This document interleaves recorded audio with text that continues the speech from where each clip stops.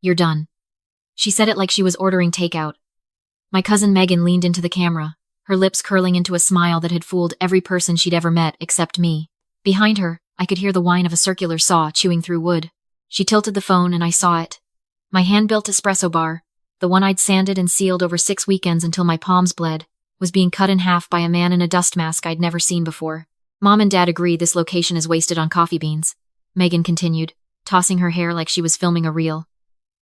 I'm turning it into a holistic wellness lounge. Crystal healing, sound baths, the whole vision. You should be thanking me, honestly. Your little coffee phase was getting embarrassing. In the background, my Aunt Linda, Megan's mother, was directing 2 men to rip the floating shelves off the wall. The shelves still held my single-origin collection jars, hand-labeled by my roaster in Guatemala. The jars hit the concrete floor and shattered one by one. Each crack felt like a bone breaking. My best friend and business partner, Danny, was on the other line, whispering into her phone from the back alley. They showed up with a locksmith, Cass.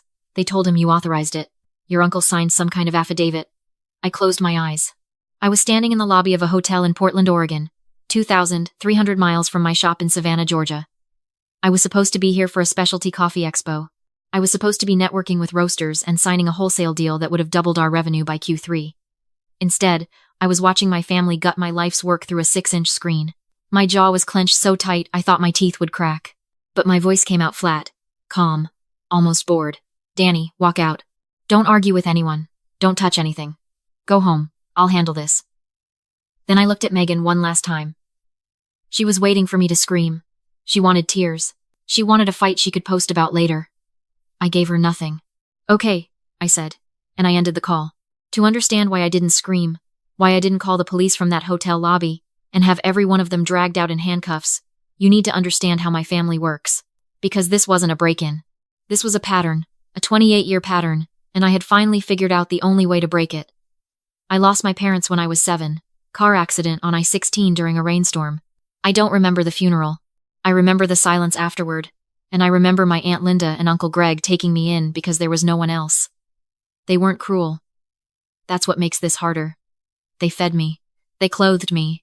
They gave me Megan's old bedroom, when Megan demanded a bigger one. But from day one, there was an invisible ledger in that house, and every meal, every school supply, every ride to soccer practice, was a debt I was expected to repay. Megan was the daughter. I was the charity case who should be grateful. Megan never had a job that lasted longer than her interest in it. At 19, it was a pop-up vintage clothing store funded by my uncle, to the tune of $25,000. She got bored after 2 months, and left the unsold inventory rotting in a storage unit. At 22, it was an Etsy candle business. Linda bought her $8,000 worth of supplies and a professional photo setup. Megan made 11 candles, posted 3, sold 0, and pivoted to calling herself a life coach. At 25, it was a podcast about female empowerment that lasted 4 episodes before she decided the audio equipment was giving her migraines. Each time, it was my phone that rang. Cassandra, my aunt would say, her voice soaked in that particular blend of guilt and command she had perfected over 2 decades. Megan is struggling. She just needs a little boost. You know how sensitive she is. And each time, I wrote the check. Not because I wanted to, because I owed them. That was the story they had tattooed onto my brain since I was 7 years old. We took you in. We raised you. The least you can do is help your cousin, when she needs it. I stopped counting the money at $60,000. That was 3 years ago. God knows what the real number is now. But here's the thing they never understood about me. While Megan was burning through cash-chasing aesthetics, I was building something real. I started Blackthorn Coffee in a 200-square-foot kiosk at the Savannah City Market when I was 23. I worked 1 6-hour days. I learned to roast my own beans in a garage with a second-hand drum roaster that caught fire twice. I studied food safety codes until I could recite them in my sleep. I got my ServSafe certification, my business license, my fire marshal approval, and my historic district renovation permit, because our building at 38 Bull Street was a protected antebellum structure in the Savannah Historic District, and you don't touch a single brick in that district without the Historic Preservation Commission signing off. It took me 14 months of permits, architectural reviews, and code compliance inspections to renovate that space. I knew every regulation, every structural limitation, every consequence for unauthorized alteration. Savannah's historic code isn't a suggestion, it's a weapon, and I knew exactly how to aim it.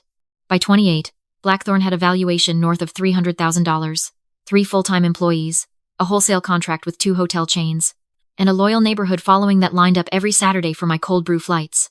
It was mine. Every burnt finger, every 3 a.m. roasting session, every dollar reinvested instead of spent, mine. But my family never saw a business. They saw a space. A trendy, exposed brick, high-ceiling, Instagram-worthy space that Megan deserved more than I did. I should have seen it coming when Megan started visiting the shop 3 months ago. She'd never shown interest before. Suddenly she was there every week, taking photos, measuring walls with her phone, asking how the lease worked. She told me she was just proud of me. I wanted to believe her. I was an idiot.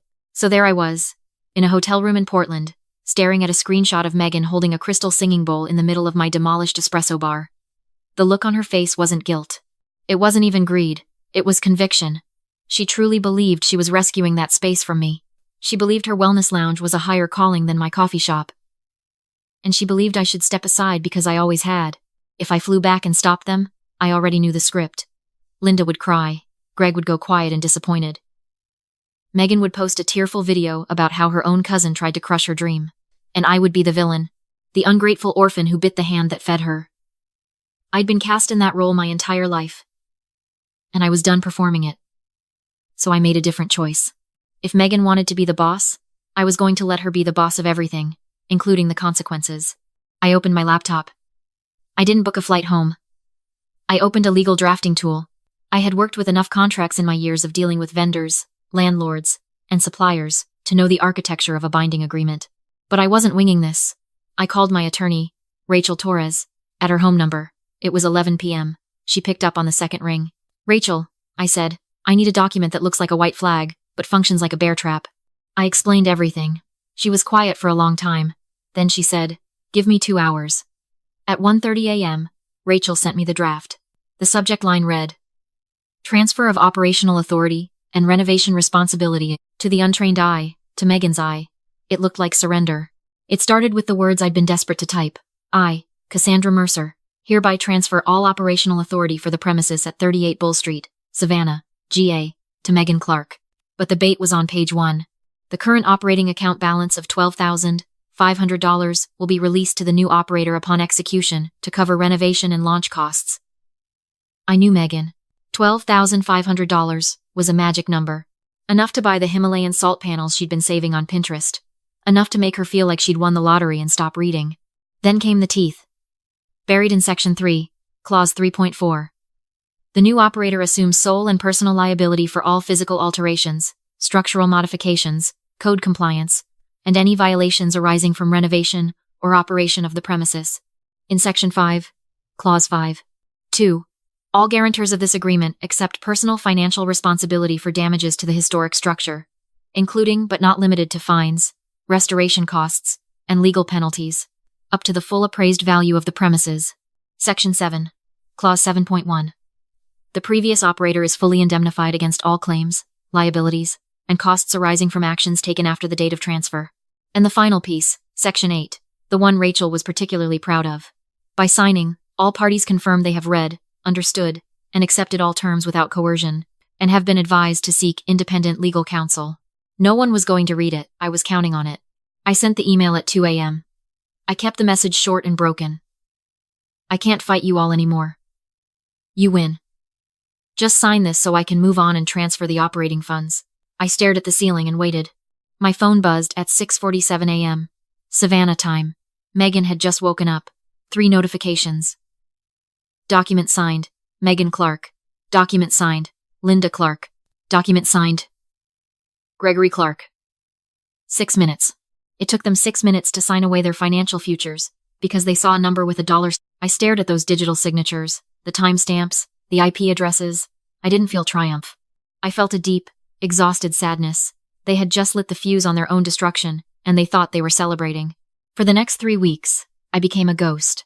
I stayed on the West Coast, moving between Portland and Seattle, visiting roasters, touring facilities, and quietly lining up a new wholesale partner. But every night, I sat in whatever hotel room I was in and watched Megan destroy my shop through her Instagram stories. She was prolific, 15 to 20 stories a day. She filmed everything. She filmed the contractor ripping out the original heart pine floorboards. She filmed herself taking a sledgehammer to the plaster wall, between the roasting room and the front cafe, laughing. This wall has been holding this space back for years. she narrated. Time to let the energy flow. She didn't know, or didn't care, that the wall she was smashing was a load-bearing partition tied directly into the building's original timber frame. A frame that was 190 years old and held up by engineering principles that predate modern construction code. Removing that wall without a structural engineer's assessment and a Historic Preservation Commission permit wasn't just stupid. Under Savannah Municipal Code and the Georgia Historic Preservation Act, it was a criminal offense, a felony, and she was live-streaming the evidence. It was agonizing to watch. Every story made my stomach clench, but I couldn't intervene. If I called Megan and warned her, even once, Rachel had made this clear, I could be interpreted as reassuming operational involvement, which would muddy the liability transfer. I had to let gravity do its work. Literally. But I wasn't idle. On day 9, I opened an anonymous browser and navigated to the City of Savannah's Building Safety and Code Enforcement Complaint Portal. I filed a detailed report. I described the unauthorized demolition of a load-bearing wall in a Category 1 historic structure. I noted that the building had I attached nothing. I didn't need to. I typed 2 words in the evidence field. Check Instagram. Then I waited. I checked the Savannah Historic Preservation Commission's public meeting calendar. An emergency session was scheduled for the following Tuesday. I booked my flight home for Wednesday, the day of Megan's grand opening. I arrived in Savannah on a Tuesday night. I didn't go to my apartment. I checked into the Marriott on River Street and ordered room service. I ate a club sandwich and reviewed the email Rachel had sent that afternoon. The city's chief building official had confirmed a priority structural inspection for 38 Bull Street, scheduled for 10:30 a.m. Wednesday. Megan's grand opening was set for 10 a.m. The timing was surgical. Wednesday morning, I parked my rental across the street at 9:45. The place looked stunning from the outside. Megan had hung a massive banner, Aura and Stone Wellness Collective, grand opening. There were white orchids flanking the entrance, a velvet rope, and a woman with a clipboard checking names. Megan had invited every influencer, lifestyle blogger, and local society figure she could find. Cars were pulling up. People in linen and turquoise jewelry were floating inside. I pulled up Megan's live stream on my phone. She was radiant. She wore a white jumpsuit and held a glass of something green. She was mid-speech. I just want to thank my mother and my stepdad, she was saying, her eyes glistening with practiced emotion. They saw the vision when no one else did. They helped me reclaim this space from its, let's say, previous energy, and transform it into something that actually serves the community. My Aunt Linda was beside her, nodding and dabbing her eyes. Uncle Greg had his chest puffed out, telling a cluster of men that he always knew Megan had the entrepreneurial gene. None of them mentioned me. None of them mentioned the 8 years of work I'd poured into those walls. They hadn't just taken my space. They had erased my existence from the story and rewritten it with Megan as the hero. But as the livestream camera panned across the room, I noticed something the guests were too impressed to see. A long, jagged crack running diagonally across the ceiling above the new open archway where my wall used to be. Fine white powder was drifting down like snow, settling on the orchid arrangements below. The 190-year-old timber beams were sagging visibly. The building was dying in real time, and they were toasting champagne underneath its collapse. I checked my watch. 10:25. A dark blue sedan pulled up behind me. Rachel Torres stepped out, calm as a surgeon, holding a leather portfolio. She nodded at me once. 30 seconds later, a white City of Savannah code enforcement van turned the corner and parked directly in front of the building. A second vehicle followed, a Chatham County Fire Marshal's truck. 2 inspectors in reflective vests and hard hats stepped out, along with 2 uniformed officers. One of the inspectors was already looking up at the building's facade with an expression I can only describe as horrified. They didn't knock. They walked in through the open doors. Inside, on the live stream, I watched the music stop. Megan was mid-sentence when the chief building official walked past a display of amethyst clusters and aimed a laser level at the sagging beam. The reading made him turn to his partner and say something I couldn't hear. Then he spoke to the room. This building has been structurally compromised by unauthorized demolition of a primary load-bearing element. I am ordering immediate evacuation under Savannah Municipal Code, Section 8 to 3006. This premises is condemned until further notice. The room went silent. The silence of people who realize the floor they're standing on might not hold. Megan's face on the stream cycled through confusion, anger, and finally, the expression I had been waiting for, terror. "This isn't," she started. "There's been a mistake. This is my space. I just renovated it. Who called you?" The fire marshal didn't engage. He walked to the front window and affixed a red placard. UNSAE. Do not occupy. By order of the City of Savannah. The guests began filing out, some quickly, some with the stunned politeness of people who don't know what's happening but sense it's very bad. Megan grabbed the inspector's arm. "You can't do this. I have an event. I have investors here. The inspector looked at her hand on his arm, then at her face. Ma'am, you removed a load-bearing wall in a Category 1 historic structure without a permit, without a structural engineer, and without Historic Preservation Commission approval. That is a felony under Georgia Code the 3rd of December 2055. He handed her a citation. I suggest you contact an attorney. And that is when Megan did exactly what I knew she would do. She pivoted to me. She pointed at the livestream camera, still rolling, still broadcasting to 847 viewers. This isn't mine, she said, her voice cracking. This is my cousin's building, Cassandra Mercer. She's the leaseholder. She's responsible for all of this. I watched her say it. I felt nothing. My aunt rushed forward. She's right. Our niece abandoned this property. We were just trying to help. We cleaned up her mess. She should be the one getting cited, not my daughter. Their script was so rehearsed it almost sounded convincing. Almost. That's when Rachel walked in through the back entrance. She moved through the room like she belonged there, which she did. She set her portfolio on the crystal healing table and opened it. Actually, she said, addressing the inspector in the room simultaneously.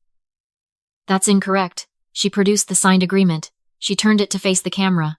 This is a transfer of operational authority, signed 3 weeks ago by Megan Clark, Linda Clark, and Gregory Clark. She read Clause 3.4 aloud. The new operator assumes sole and personal liability for all physical alterations, structural modifications, code compliance, and any violations arising from renovation or operation of the premises. She produced the bank transfer receipt showing the $12,500 had been deposited into Megan's personal account. The contract is active, she said. Has been since October 14th. Then Rachel did something I hadn't asked her to do. But I will thank her for, until the day I die. She pulled up Megan's Instagram story, from 6 days earlier. Megan, smiling, holding a sledgehammer, standing in front of the demolished wall. This wall has been holding this space back for years. Time to let the energy flow. The room watched it play. Megan watched herself say the words. Her own voice, her own face, her own confession. The inspector took the document. He looked at Megan. He looked at the citation. He adjusted the name on the form. The fire marshal turned to Aunt Linda and Uncle Greg. The guarantor clause in this agreement means that if Miss Clark cannot cover the structural penalties and restoration costs, liability passes to you. He paused. My preliminary estimate for emergency shoring alone is $180,000. The heritage restoration will likely exceed $350,000. Uncle Greg's face went gray. He looked at Linda. Linda looked at Megan. Megan was staring at her own signature on the document, her mouth open, her green drink forgotten on the floor. 2 weeks later, the insurance company issued a 1-paragraph denial letter. Coverage voided due to intentional, unauthorized alterations by the policyholder's designated agent. They cited Megan's own Instagram videos as evidence of deliberate action. No gray area. No appeal. The $350,000 restoration bill landed squarely on Megan. She didn't have it. She didn't have a tenth of it. Under the guarantor clause, the balance cascaded to Aunt Linda and Uncle Greg. Their house in Ardsley Park, the one they'd been so proud of, the one they had reminded me every Thanksgiving that I was lucky to have grown up in, was now collateral. They were facing a lien by December. Megan filed for bankruptcy within a month. Her wellness brand evaporated. The influencers who had cheered her vision unfollowed her the day the police report became public. Her sledgehammer video became a cautionary meme in historic preservation circles. She was uninsurable. No landlord in Chatham County would rent to her. She tried to claim I had deceived her into signing the contract. But Rachel had included that final clause, Section 8. By signing, all parties confirm they have read, understood, and accepted all terms. Their own signatures destroyed that argument before it started. My Aunt Linda called me once. I let it go to voicemail. Cassandra, she said, her voice thin and old in a way I had never heard. You have to help us. You owe us. We raised you. We gave you everything. I listened to it once, then I deleted it. They didn't give me everything. They gave me a roof and a debt I spent 20 years repaying. The balance was settled. I didn't lose my business. My business interruption insurance triggered the moment the city issued the condemnation order, and because the damage was legally attributed to a third-party operator, the claim was clean and fast. The payout was full. I took that check and did what I should have done years ago. I leased a 3,000-square-foot commercial space in an industrial park off Duran Avenue. No historic district restrictions. No foot traffic. No Instagram-worthy exposed brick. Just a serious production facility with a commercial roaster, a cold brew bottling line, and a wholesale operation that could scale. I hired Danny as operations manager with a real salary and a profit-sharing agreement. We signed 2 new hotel contracts in the first month. Revenue was up 40% by week 6. I didn't make it pretty. I made it mine. On a Thursday morning, about 2 months after the grand opening that never was, I was standing at the roaster, watching the beans tumble through the cooling tray. The smell of fresh roasted Ethiopian yirgacheffe filled the room. Danny walked over with a clipboard. "Your aunt called the front desk again," she said carefully. "Want me to handle it?" I shook my head. "Block the number." Danny nodded and walked away. I stood there for a long time, listening to the hum of the roaster, the rattle of the cooling tray, the simple mechanical rhythm of a business that worked because I built it to work. Then I pulled out my phone. I opened the family group chat, the one I hadn't spoken in since the night they changed my locks. I typed 2 lines. "You wanted the space. You own what's left of it." Then I blocked Aunt Linda. I blocked Uncle Greg. I blocked Megan. I put my phone in my apron pocket, picked up a bag of green beans, and got back to work. The beans cracked and split in the heat, releasing the oils that would become tomorrow's first batch. The sound was sharp and clean, like something old finally breaking open to let the good part out. Have you ever had to stand back and let someone destroy what you built, knowing it was the only way to teach them the lesson they'd been dodging their whole lives? Tell me about it in the comments. And if you're watching this from a place where someone is still treating you like you owe them for existing, remember this. You don't owe anyone your life's work. Not even family. Especially not family. Like and subscribe if that hit home. I'll see you in the next one.